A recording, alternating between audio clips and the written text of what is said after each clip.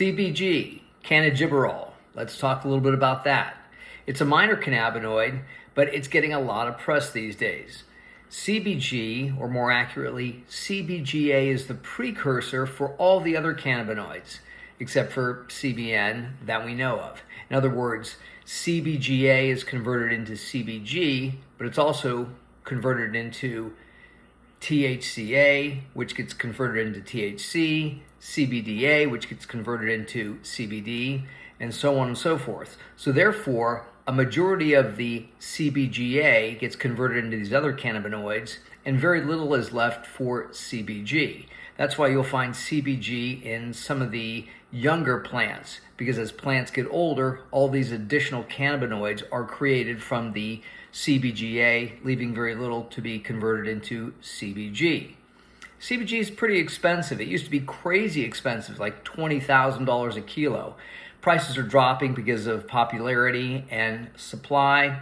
I would say it's probably $2,000 to $3,000 per kilo.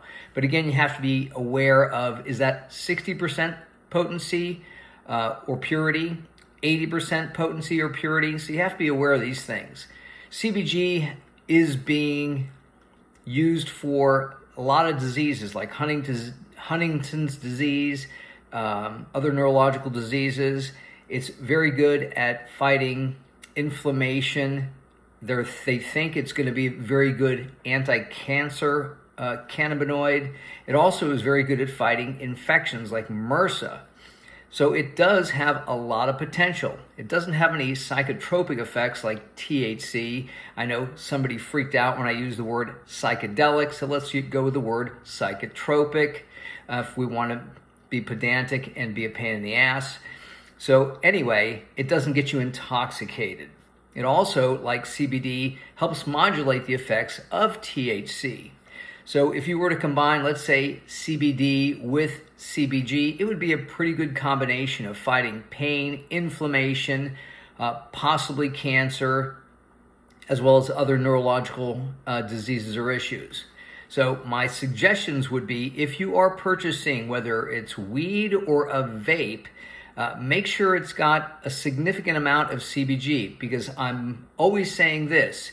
Yes, these cannabinoids or other compounds or chemicals are wonderful, whether it's cannabis or whether it's your topical cream or medication you're taking. They're wonderful. But if they don't put enough in the product, you're overpaying for something that's not going to do anything.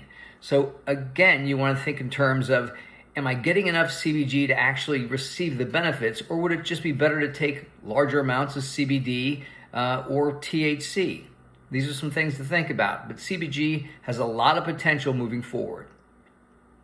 Oh, and by the way, I think I mispronounced it. My bad. It's Cannabigerol.